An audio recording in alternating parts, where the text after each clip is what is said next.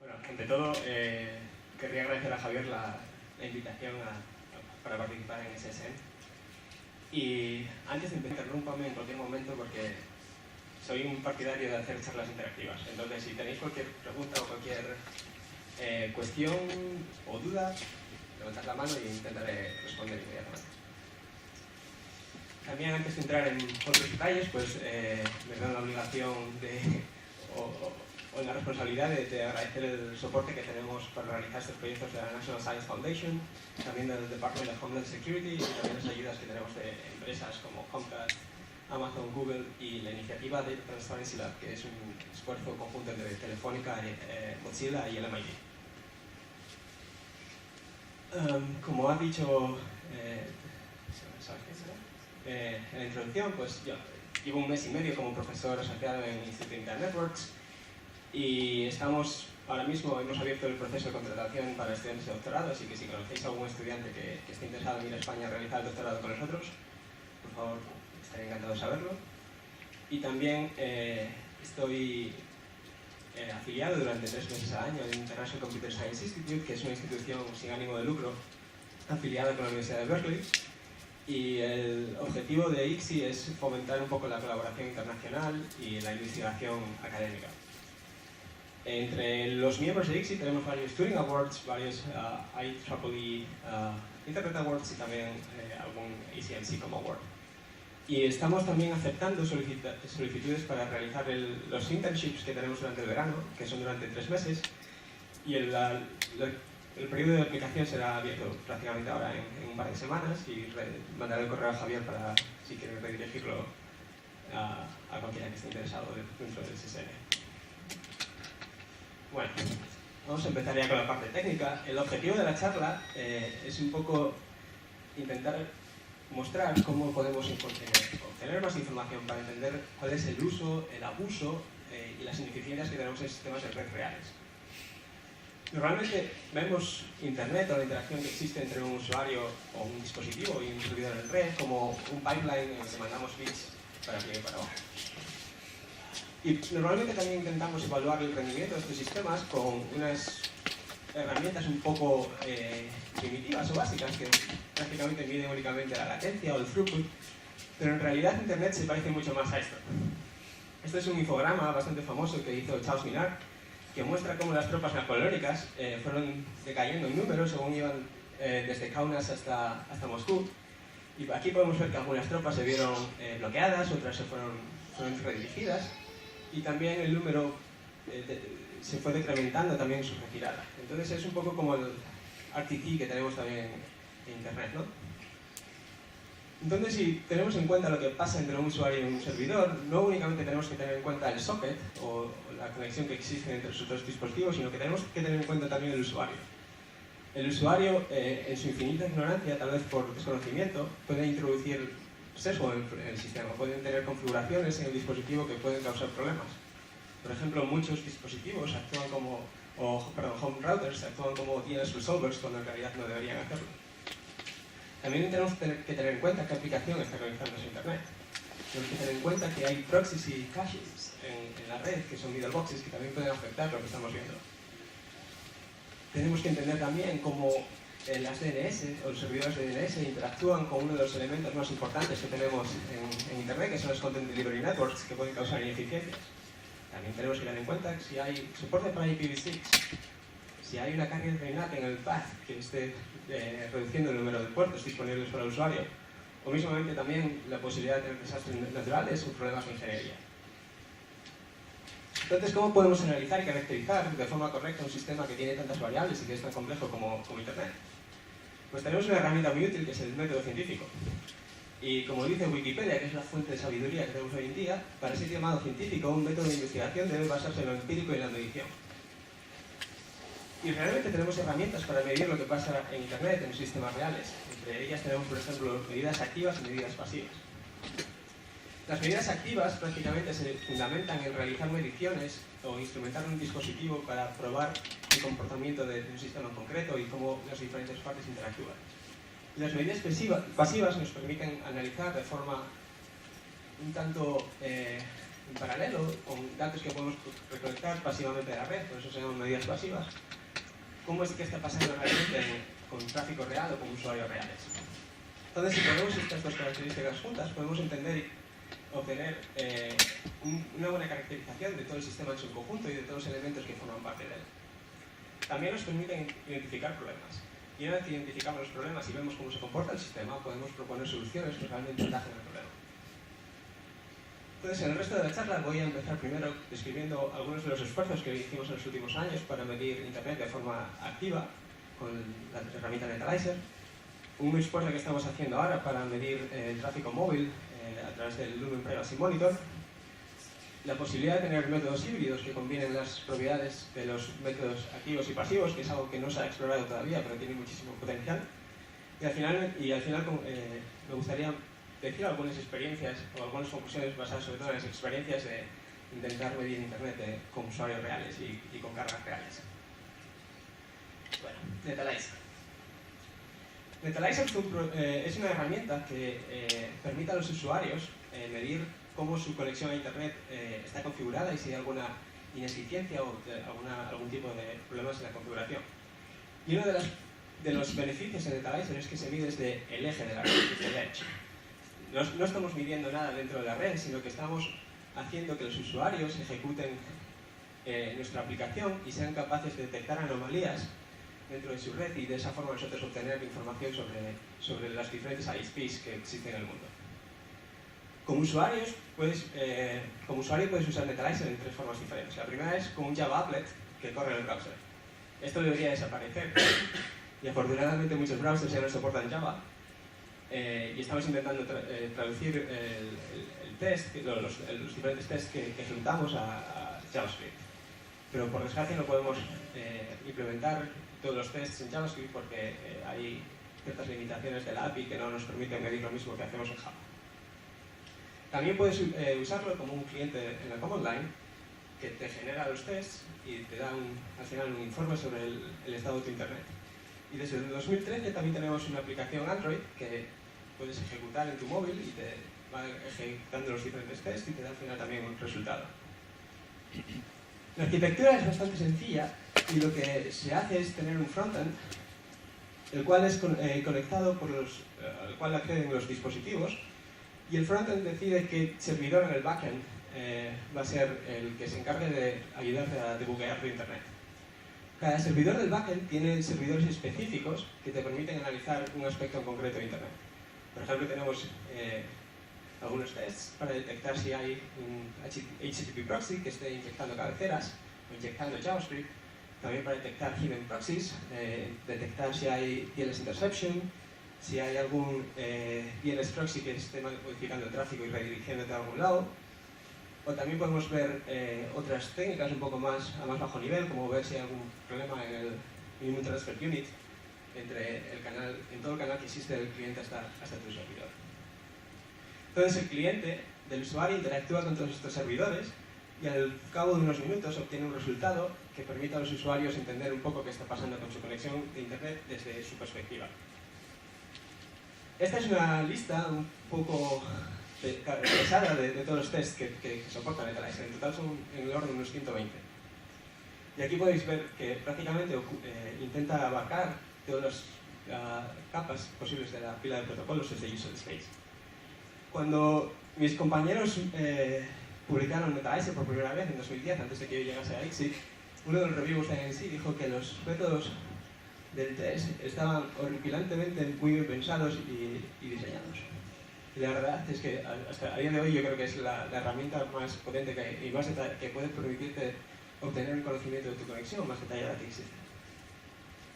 También es interesante ver la interacción de algunos usuarios con Netalizer en Twitter. Aquí podéis ver un señor, el cual estoy anonimizando, que está diciendo a T-Mobile en Estados Unidos que hay un cierto problema con sus proxies.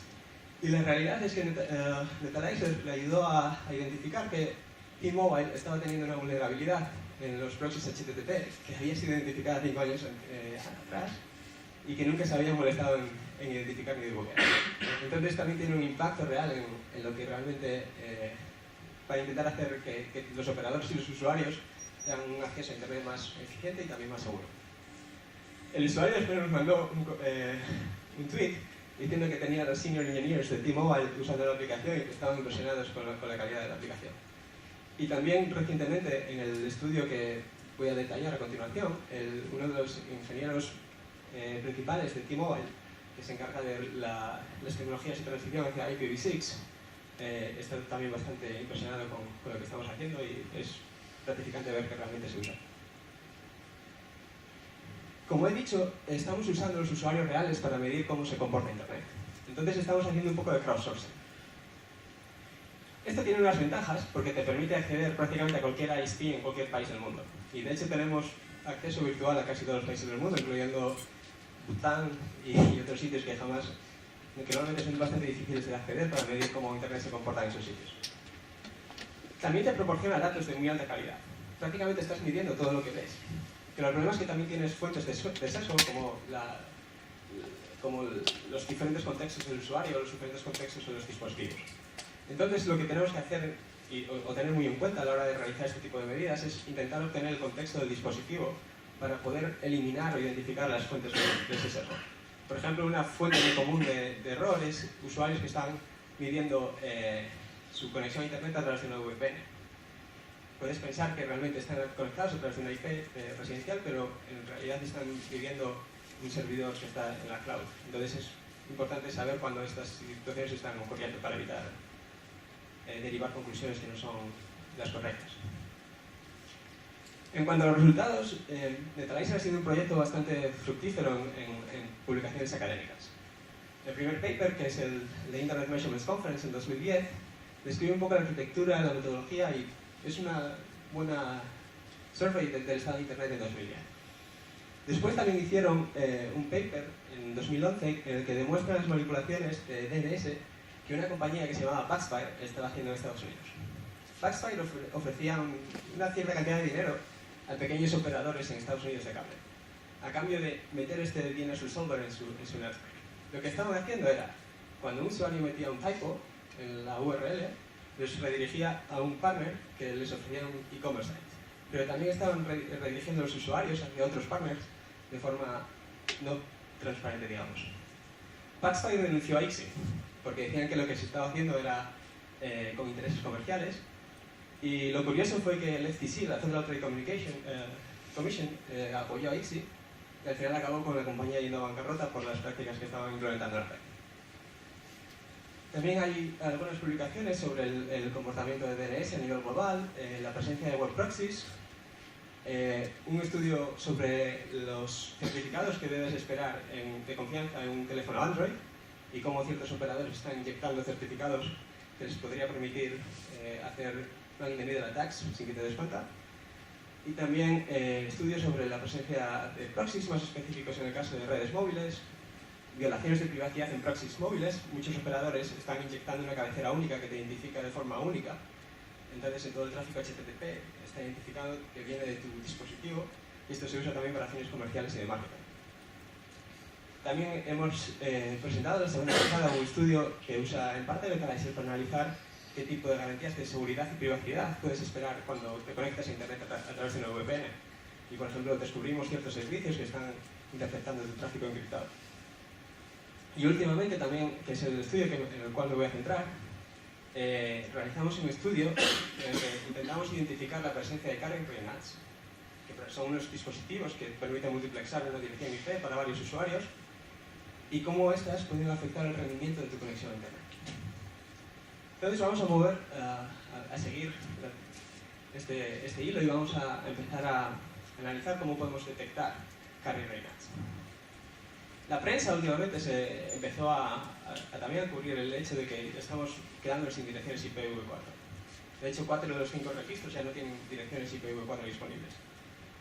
Y un operador puede prácticamente hacer tres cosas. Lo primero es comprar espacio IPv6 y desplegar IPv6 en su red. La segunda es comprar espacio IPv4 en mercados alternativos. Hay ahora mismo un mercado de segunda mano de direcciones IP que tú como operador, si quieres tener acceso a ellas, pues pagas una cantidad bastante elevada por cada dirección IP. Y la tercera técnica es desplegar carrier RNAs, que se puede ver como un parche a medio plazo para intentar ver cómo toda la tecnología está evolucionando y al final decidir si quieres poner IPv6 en tu red o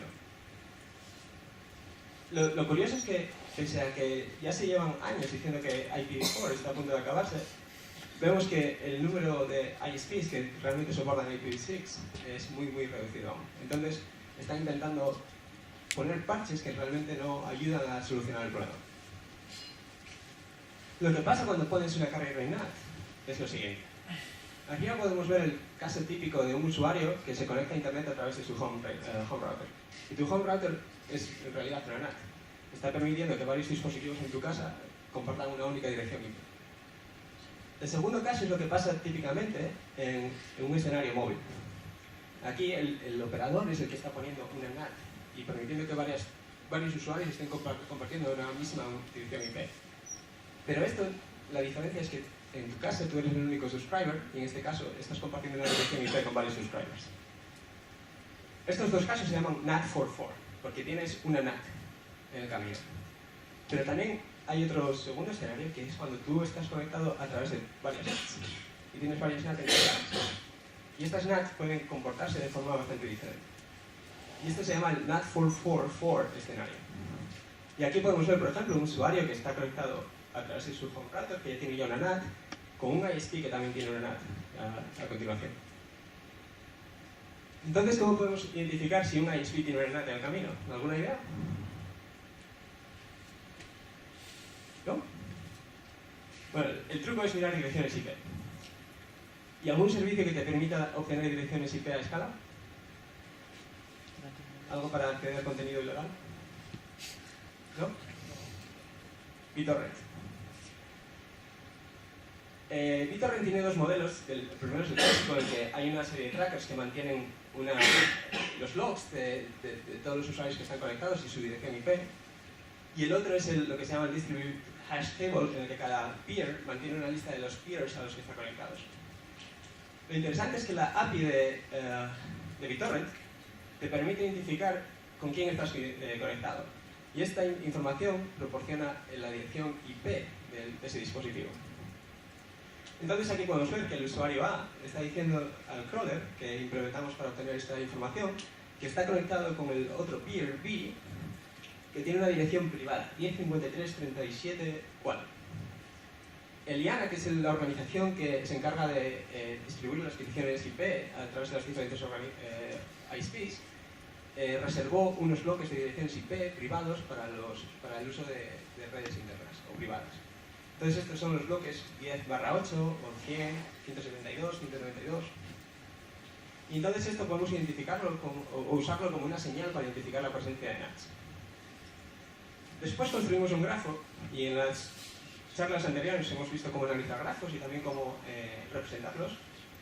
Y nos permite, por tanto, buscar clústeres dentro de un ISP. En la figura de la izquierda podemos ver analizando los peers que tenemos por cada ISP, podemos obtener un grafo de cada ISP. Y en la figura de la izquierda podemos ver lo que ocurre cuando no hay una NAT. Las direcciones IP de los usuarios de ese ISP están conectados de forma bastante distribuida con otras direcciones IP de otros ISPs. Pero en el caso de la derecha podemos ver que se pueden encontrar clusters si agrupas las direcciones IP privadas de cada usuario. Entonces, con esta señal podemos acceder a más de 2.700 ISPs y pudimos detectar más de 250 ISPs con carga de NATs. Nuestro análisis está centrado únicamente en lo que se llaman ISP eyeballs, que son los que realmente están proporcionando soporte a los usuarios, no son ISPs de data centers. Y los beneficios de usar BitTorrent para analizar carga de NATs es que prácticamente tiene muy buena amplia cobertura porque es un servicio que se usa en casi todo el mundo. Y también no hace falta utilizar dispositivos de medida dentro de los ISPs para detectar si realmente tienen una NAT. Podemos, por tanto, detectar la presencia de NATs de una forma externa a la ISP. El problema es que también hay ciertas limitaciones. En muchos países usar BitTorrent es ilegal. Entonces puedes tener ciertas carencias a la hora de analizar ese tipo de tráfico en países como Alemania. Y la otra es que tienes que estar muy loco para usar BitTorrent en un teléfono móvil. Entonces tampoco tenemos acceso a lo que pasa en redes móviles a la hora de desplegar KPI NATs. Y para ello entonces usamos Netalizer, para intentar ver qué pasa en otro tipo de ISPs. La técnica básica para detectar una NAT es ver que la dirección privada que tienes en tu dispositivo no es la misma que la dirección pública que ve el servidor. En Netalizer controlamos tanto el cliente como el servidor, entonces podemos ver cualquier modificación que ocurre entre los dos dispositivos y podemos atribuir esa modificación a ciertos elementos que estén presentes en la red. El problema es que podemos tener el escenario de home router. Y en este caso, la primera técnica para detectar si realmente el usuario está conectado a la NAT es ver la dirección pública que el router reporta. Y para esto nos beneficiamos de la información que nos proporcionan los tests de UPnP. Entonces podemos ver aquí que el cliente tiene una dirección 192.168, que es una dirección privada de una red local, pero el router tiene también una dirección privada que únicamente se aplica en el contexto del operador. Sin embargo, la dirección pública es 192.0.258, que aunque se parece mucho a la dirección privada, es una dirección que pertenece a la Universidad de Berkeley. El problema es que también, como he dicho al principio, podemos tener sesgo de los usuarios. Hay mucha gente que pone dos routers en cascada dentro de su casa, por un motivo muy básico. Y esto ocurre mucho entre los gamers, porque muchas veces el router que da tu operador tiene problemas de buffer management, y mucha gente pone otro router justo antes para mejorar un poco el rendimiento de tu red. Entonces, estamos midiendo sin darnos cuenta las interacciones o las variaciones en lo que esperas en un cierto ISP por culpa del efecto de los usuarios. Y hemos visto que del orden del 7% de las sesiones tienen home NATs encadenadas.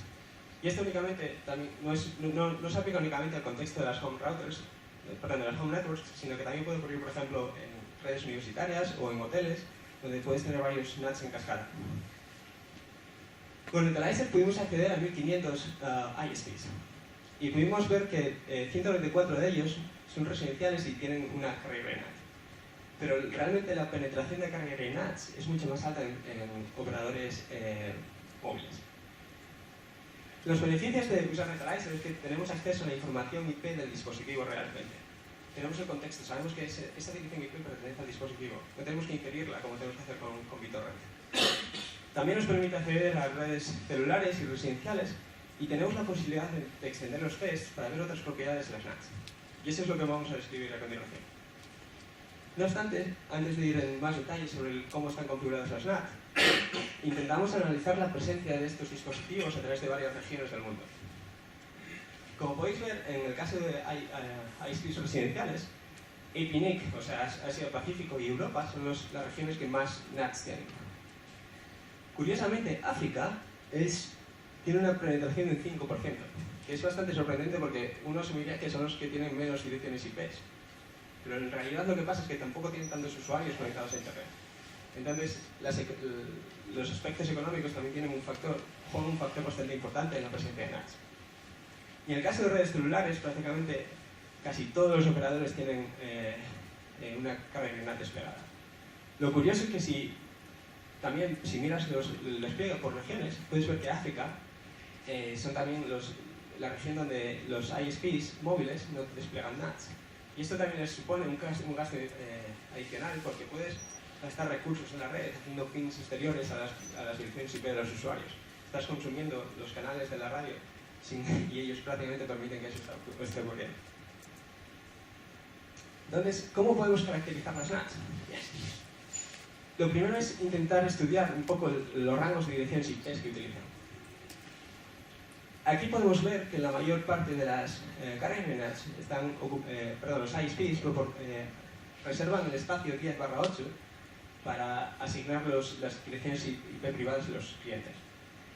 Lo curioso es que un 20% de los ISPs usan varios espacios IP privados simultáneamente, lo cual sugiere que tienen un despliegue heterogéneo de este tipo de middle boxes en su red. Y también sugiere que estos ISPs tienen limitaciones. No tienen suficientes IP privadas porque son normalmente ISPs de gran tamaño, como podemos ver en esta tabla. Aquí podemos ver T-Mobile en Estados Unidos, Telus en Canadá, Sprint en Estados Unidos. Y lo curioso es que si miramos en las direcciones IP que utilizan, son IPs que están, de hecho, que pueden ser enrutadas en cualquier momento. Son IPs que pertenecen, que están reservadas para ciertas organizaciones como el Department of Defense de Estados Unidos o el Ministerio de Defensa británico, pero no están enrutadas a día de hoy. Entonces, la cuestión es qué pasa si estas organizaciones reclaman esas IPs en cualquier momento y cómo esos usuarios que están utilizando estas IPs pueden de repente quedarse desconectados de Internet. Para ver más detalles sobre cómo se comportan las NAT, también intentamos ver qué tipo de mapeado de puertos se utiliza. Y para ello abrimos 10 conexiones TCP y 10 conexiones UDP y comparamos el puerto local que nos reporta el dispositivo local con el puerto local que vemos en el servidor. Entonces podemos ver que algunos ISPs están preservando los puertos, otros están asignando puertos de forma secuencial y otros están también asignando puertos de forma completamente aleatoria. Cuando lo usan de forma aleatoria podemos ver cuántos puertos por cada dirección IP están asignando a los usuarios. Y sorprendentemente podemos ver que muchos ISPs proporcionan nada más y nada menos que 512 puertos de todos los 65.000 que deberías tener cuando estás conectado a Internet directamente con una dirección IP pública. Entonces, cuando estás detrás de una NAT, realmente estás accediendo a una fracción muy pequeña de Internet. Porque cuando abres una página web, ya puedes gastar prácticamente 100 puertos de los 500 que tienes disponibles. Entonces, la siguiente cuestión es ver cómo los ISPs están reciclando o reusando los puertos y las direcciones IP y ver si esto tiene algún impacto en la eficiencia de las aplicaciones, sobre todo las que requieren conexiones TCP de mucha duración, como las push notifications. También intentamos ver en dónde se encuentra realmente la NAT. Y para esto, como las NAT tienen que hacer un mapeado de los puertos, lo que hacemos es identificar el estado en todas las middle boxes. Abrimos una sesión UDP hacia un servidor y el UDP va reduciendo el TTL y vamos viendo en qué momento el estado desaparece. Y esto nos permite también observar que en el caso de UDP muchas de las NATs están proporcionando un timeout de unos 60 segundos en UDP. Y Quick, que es uno de los protocolos que están ahora mismo más en alta, es sobre UDP. Entonces puede causar también problemas de eficiencia en tráfico UDP. Y también hicimos un test para validar las observaciones y para ello usamos STAN, que es uno de los tests que se utilizan para NAT transversal, y esto nos permitió razonar sobre qué tipo de comportamiento tienen los NATs que uno encuentra en su casa con los NATs que tienes en un operador. Y pudimos observar, de hecho, que las NATs son bastante diferentes. Entonces, para resumir todo el análisis de la NAT, podemos ver que hay una gran variedad de configuraciones, incluso dentro de un ISP. Las NAT prácticamente te permiten acceder a una fracción muy pequeña de puertas y normalmente las NAT también están sobrecargadas. El problema es, ¿por qué esto importa? Lo he dejado al final a propósito. A la hora de desplegar aplicaciones, tienes que saber si tu usuario está detrás de una NAT, porque si quieres acceder o mandar información desde el servidor al cliente, necesitas mantener una conexión activa. También si estás utilizando conexiones peer-to-peer, necesitas saber si el usuario está detrás de una NAT o no, para hacer también el acceso a través de una transversal. También hemos visto que las configuraciones son heterogéneas. Entonces el rendimiento de red no es solo, como he dicho al principio, ancho de banda y latencia. También tienes que tener en cuenta otras propiedades de la red que pueden afectar al rendimiento del usuario y de las aplicaciones. Y como he dicho también, las NATs prácticamente limitan la fracción de Internet que como usuario estés accediendo porque únicamente tienes un número limitado de puertos disponibles para ti. Estás compartiendo toda una dirección IP con otros usuarios. Y esto tiene también sus implicaciones a la hora de sistemas que utilizan reputación de IPs para hacer control de abuso o control de malware, porque están viendo que muchos usuarios están viniendo a través de una única dirección IP y pueden pensar que hay cierto ataque cuando en realidad son varios usuarios. Y lo mismo aplica también para sistemas de geolocalización IPs, porque las NATs no permiten realmente acceder a la información de dónde está el usuario.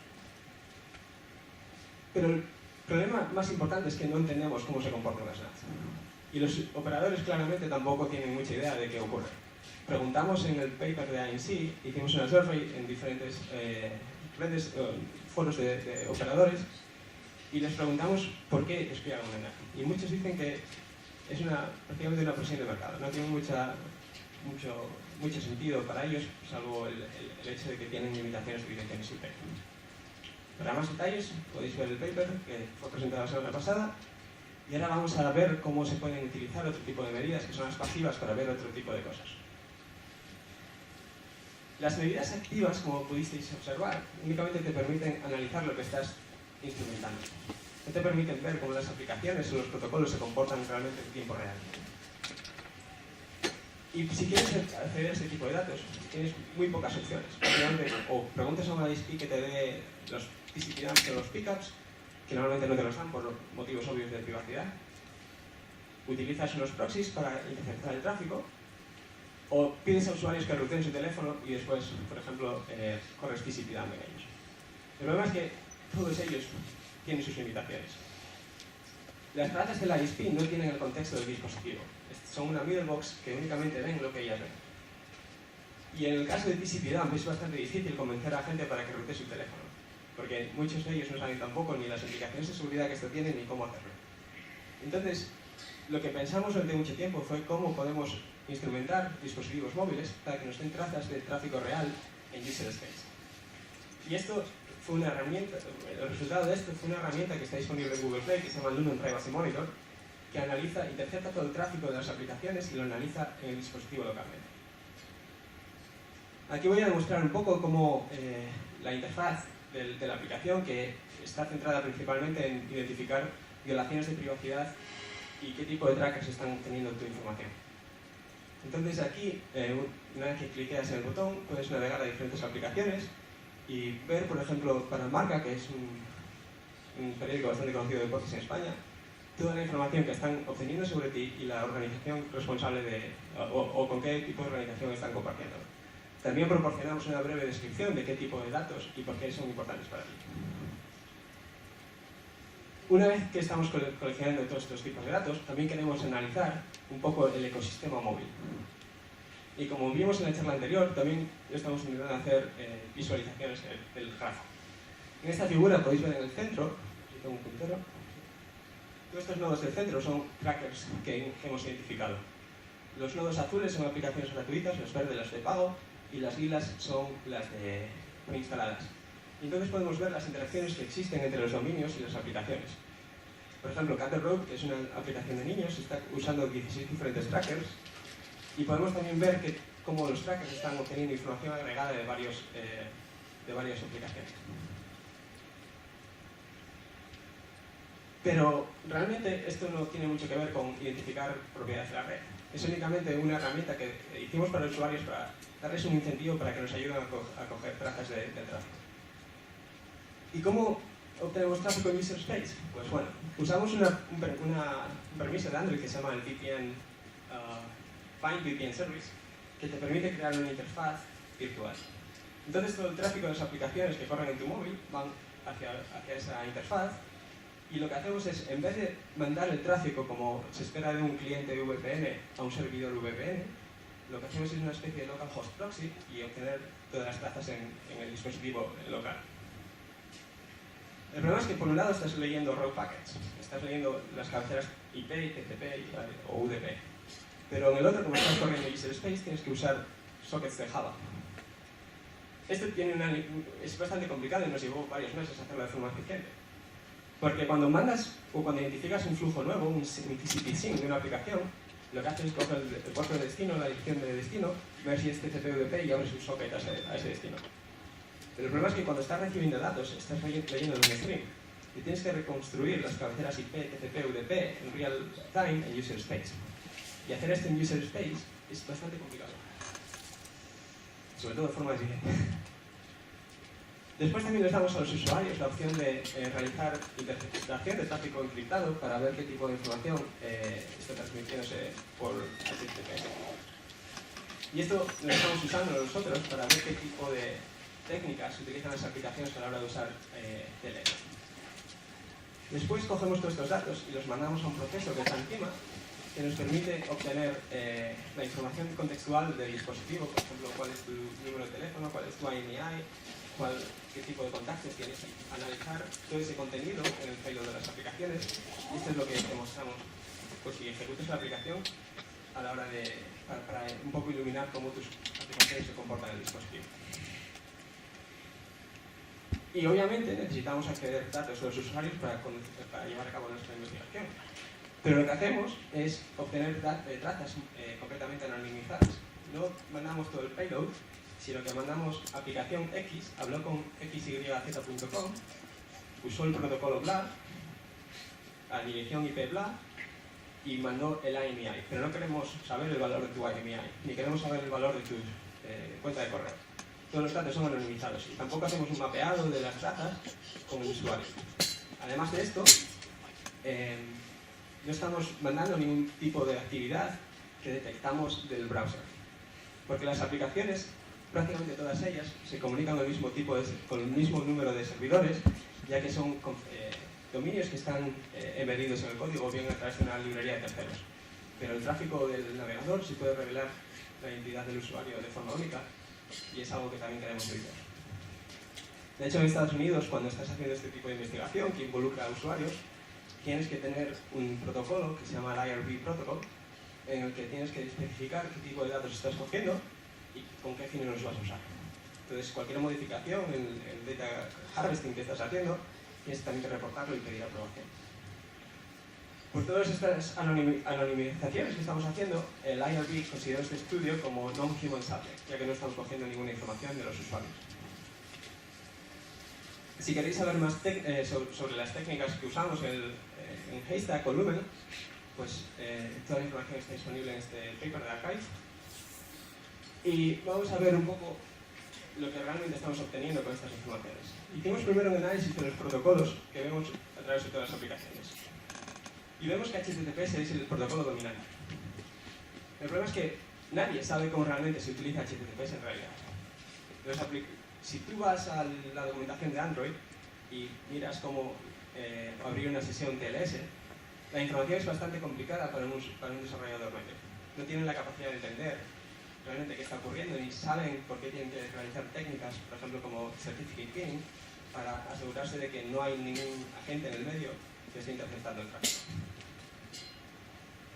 Entonces, los objetivos del estudio son, primero, entender si las aplicaciones usan TLS de forma correcta. El segundo es ver qué tipo de configuraciones o extensiones usan los protocolos o si realmente usan las que les proporciona Android por defecto. Después también queremos ver cómo de robustas son las aplicaciones ante agentes que pueden tener un interés en interceptar el tráfico de los usuarios. Y esto es sobre todo relevante para usuarios donde tengan surveillance, como pueden ser países del Middle East o otros países como Estados Unidos. Y también queremos ver cómo las aplicaciones están usando nuestros datos privados. Mucha información nuestra puede ser enviada a través de HTTP en vez de HTTPS. Y esto permite a cualquier observador en la red, como puede ser un Wi-Fi access point público, obtener información bastante relevante sobre tu identidad. ¿Alguien sabe o no sabe cómo funciona TLS? Si no, voy a evitar esta slide. Pero si no, lo explico simplemente. ¿Lo explico? ¿Sí? Bueno. En esta figura podéis ver como un poco los pasos que se tienen, o el protocolo TLS, ¿no?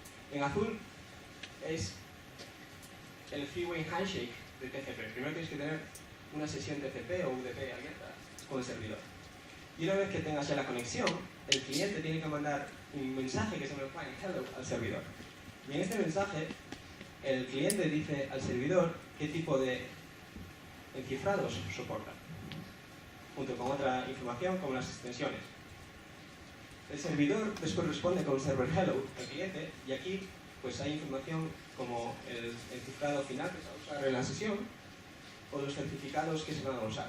Y una vez que se obtienen los certificados en el cliente tiene que verificar que ese certificado se puede verificar con uno de los certificados presentes en la root store o los certificados de confianza que tienes en tu dispositivo. Muchas aplicaciones usan por defecto los certificados de confianza que proporciona Android, pero otras, que son tal vez más seguras, utilizan su propia root store. Entonces, únicamente el certificado que ellas tienen embedidas en su código es el que se puede utilizar para ver si el certificado es correcto por las aplicaciones. Una pregunta, en este momento tú que mencionaste que hacían las aplicaciones principales, tráfico de iglesias, ¿cómo están haciendo? ¿Cómo lo hacen? Muy fácil. En el caso de las aplicaciones VPN, es prácticamente lo que hacemos nosotros también. Claro, que efectivamente si te insertan un certificado. Claro. Si tú generas un certificado, que no, por ejemplo, te voy a explicar el caso de Lumen, que es lo que hacen el resto de las aplicaciones. en cada instalación generamos un certificado raíz. Y ese es un par. El cliente, el certificado, tanto el público como el privado. Y esos están presentes en nuestra aplicación y generamos uno único para cada usuario para evitar que pueda ser una fuente de ataque. Entonces el certificado con la clave privada lo metemos en el root store de Android. ¿Qué pasa? Si hay una aplicación como Uber que usa su propio certificado o su propia lista de certificados de confianza, nosotros no podemos interceptar eso. Lo que hemos visto, por ejemplo, en aplicaciones de VPN es que ya saben qué aplicaciones están haciendo keyless interception. Entonces, para que el usuario no se dé cuenta de que están siendo interceptados, hacen un whitelist de los dominios que saben que no pueden interceptar. Entonces, es un poco una arms race, pero van continuamente cambiando la lista para que el usuario no se dé cuenta de que están siendo interceptados. Pero usted tampoco está interceptando solo, por ejemplo, Uber, ¿no? Por Uber no podemos ver que hay en el contenido. Entonces, pero esa limitación la estamos usando en nuestra ventaja para analizar cómo las aplicaciones se están implementando en TLS. Entonces, bueno, una vez que el cliente tiene el certificado, también podemos usar esa información para luego ver si hay algún agente que está intentando meter un certificado que no sea el que realmente se espera para un dominio específico. Entonces podemos ver si hay alguna red que esté interceptando el tráfico TLS y podemos también ver cuál es la autoridad que está firmando eso. Entonces es un dataset bastante interesante. Una vez que tengas esto, después ya todo el tráfico es encriptado. Uno de los papers que hicimos con los datos de Netalizer fue publicado en una conferencia que se llama Honest en 2014. Lo que hicimos fue obtener todos los certificados que estaban presentes en los usuarios que estaban instalando Netalizer. Y comparamos los certificados que estaban disponibles en sus dispositivos con los certificados que están en el source code de Android según lo mantiene Google. Por tanto, en el eje X tenemos los certificados que esperas en esos dispositivos de acuerdo con Google. Aquí podemos ver que algunos usuarios tal vez deshabilitaron algunos certificados y por tanto tienen menos. Y en el eje Y tenemos todos los certificados adicionales que no están presentes en los dispositivos mantenidos por Android. Por tanto, si después analizamos cuál es el vendedor de estos certificados, podemos ver que bien son los manufacturers los que están metiendo sus certificados o tal vez el operador. Porque hicimos un análisis de desde qué red el usuario está conectado y podemos ver, por ejemplo, que todos los teléfonos Verizon que son los que ellos proporcionan a sus usuarios tienen en el orden de unos 60 certificados adicionales. No hemos podido ver estos certificados usándose con Lumen. Estamos obteniendo todos los certificados y todos los client hellos y server hellos que estamos viendo por aplicaciones. Y como corremos localmente, podemos identificar cuál es el proceso que está abriendo esa conexión. Porque lo que hacemos es, buscamos cuál es el process ID que ha abierto el socket y por tanto sabemos con 100% de garantía que un flujo pertenece a cierta aplicación. Y si hacemos el breakdown de las versiones de TLS que vimos en más de 2,6 millones de flujos, podemos ver que por desgracia casi un 0,6% todavía usan SSL versión 3, que es bastante inseguro. Y también podemos ver que algunos aún usan versiones de TLS bastante antiguas. Pero lo más grave es que el 76% de las aplicaciones aún dicen que pueden soportar el ARP-support, que es un protocolo que ha sido que se puede comprometer. ¿Esos datos son obtenidos del cliente para conectarse o son los testigos que la conexión se realizó efectivamente bajo ese protocolo? Estás preguntando si son los que vemos en el flujo real. No, si son la conexión se establó con TLS versión 1.2 o fue el cliente que intentó conectarse con esa versión. No, el cliente en el client hello dice que puede soportar este protocolo. Pero la conexión Después, ¿cuál es el siguiente? Todavía no lo sabemos porque el client hello, cuando hicimos estos análisis, únicamente estamos analizando el client hello, pero no estamos obteniendo todavía el server hello. Pero estos datos los estamos analizando para un paper que estamos intentando mandar a usuarios. Pues sí, lo grave es que las aplicaciones todavía anuncian que mandan esto, entonces si eres un atacante, puedes modificar el server hello que está en the clear y decir, no, usa el support. Ya, todo roto. Y también vimos que la mayoría de las aplicaciones usan por defecto lo que Android les proporciona. Entonces, solo aplicaciones como Uber, Facebook, Twitter, son las que realmente son 100% seguras, pero no necesariamente para todos los flujos TLS. La otra cuestión era, ¿realmente las aplicaciones que están adquiriendo un montón de datos privados nuestros están mandando esos datos al servidor de forma correcta? Bueno, los identificadores únicos son un dato muy valioso para las aplicaciones y sobre todo para los servicios de advertising y tracking, porque les permiten identificar de forma única un dispositivo o un usuario a través de varios servicios y aplicaciones. Y por tanto, Google previene el uso o el abuso de esa información, forzando a las aplicaciones a requerir o a declarar su intención de obtener esa información a través de permisos.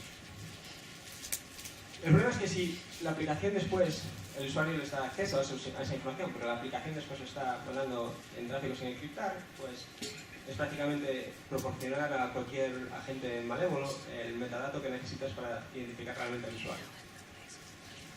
Y como he dicho, Android controla, presumiblemente, el acceso a estos recursos, porque también hemos visto que hay un comando que puedes acceder en User Space que contiene la dirección MAC address y el serial number del device. Y esto no te requiere ningún permiso. Notificamos esto a Google y Google dijo que esto está funcionando como debería. El problema es que también tenemos evidencia de cientos de aplicaciones y decenas de servicios de tracking haciendo tracking del usuario sin consentimiento a través de esta información. Si comparamos el porcentaje de aplicaciones que están adquiriendo recursos como la IMEI que requiere permisos, con otros que no requieren ningún permiso, podemos ver que prácticamente están en los mismos rangos. Pero lo curioso es que aún una fracción bastante considerable de aplicaciones mandan todos sus datos sin encriptar. Entonces, la cuestión es cómo podemos poner freno a todo esto. ¿Hay alguna forma de educar al usuario para que realmente sepan que esto puede afectar su privacidad y su seguridad? Y todo el componente de análisis es bastante complicado también porque las aplicaciones pueden ofuscar los datos. Entonces ahora mismo estamos intentando encontrar técnicas que nos permitan identificar, por ejemplo, cuando una aplicación está mandando la IMEI, pero encriptado o codificado en base64 o otro tipo de datos. Ahora voy a escribir una técnica que aún está todavía por explorar, que son los métodos híbridos. El concepto detrás de los métodos híbridos es complementar lo que vemos con los métodos activos y pasivos. Si vemos una observación, ¿qué tipo de test tenemos que ejecutar para obtener más información que nos permita identificar cuál es realmente el problema que está detrás de esa observación? Y esto tiene sus ventajas para intentar entender cómo un sistema complejo puede adaptar, o las medidas para intentar entender un sistema complejo se pueden adaptar en el vuelo para obtener la información que realmente necesita.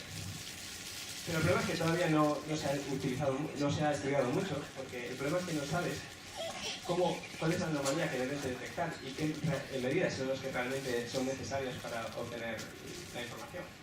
Entonces, muchos use cases como intentar entender las relaciones entre DNS y CDNs o qué pasa cuando realmente ves una degradación de rendimiento, intentar identificar si esto es por culpa de una middlebox, intentar identificar si esto es porque tu configuración no es la correcta, intentar identificar si esto es porque tal vez el servidor o la red tiene congestión.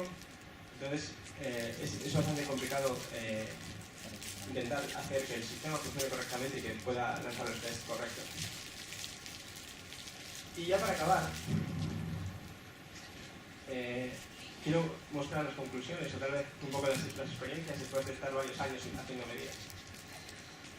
Prácticamente yo creo que el método científico es la única herramienta que realmente podemos usar para intentar caracterizar un sistema. La moraleja es que no hay ningún método perfecto, ni hay un dataset perfecto y no hay un sistema de medidas perfectos. Todos tienen sus limitaciones. Entonces, un poco la experiencia es la que te ayuda a identificar cómo realmente tienes que medir un sistema para obtener el objetivo o para demostrar la hipótesis que quieres probar. Y algunos consejos para los estudiantes, sobre todo, que estéis interesados en hacer medidas.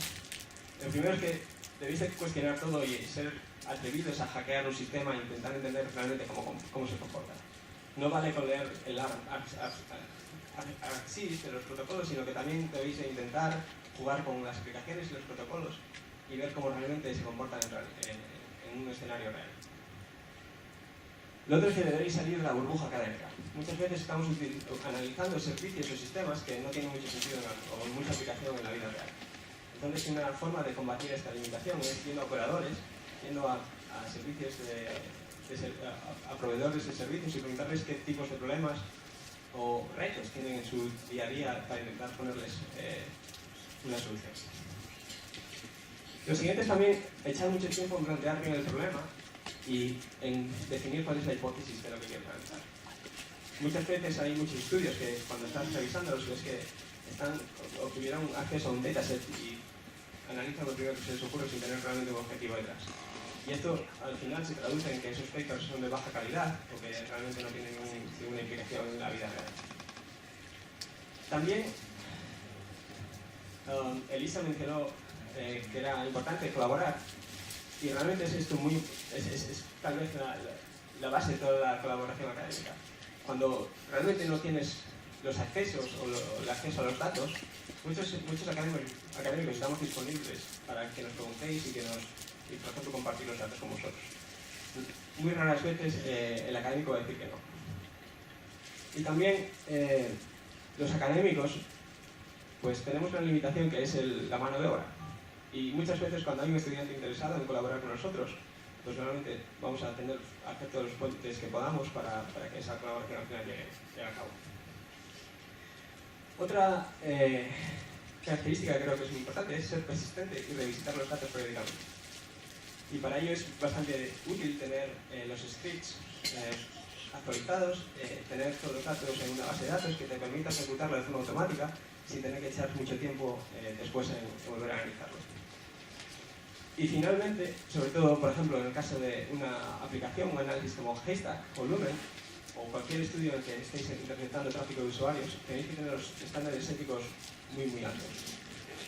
Hubo un estudio que se presentó en SIGCOMM en 2015 que estaba intentando medir censura a través de redireccionar.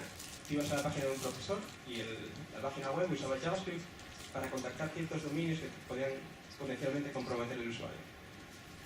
Imagínate que, no sé, un caso extremo. Te conectas desde Siria al servidor de este señor y te abre una página del Estado Islámico. Si Siria tiene ciertas prácticas que intervienen, pues el usuario puede tener un problema, porque no estás informándole de que realmente estás haciendo esas prácticas cuando están visitando tu página web.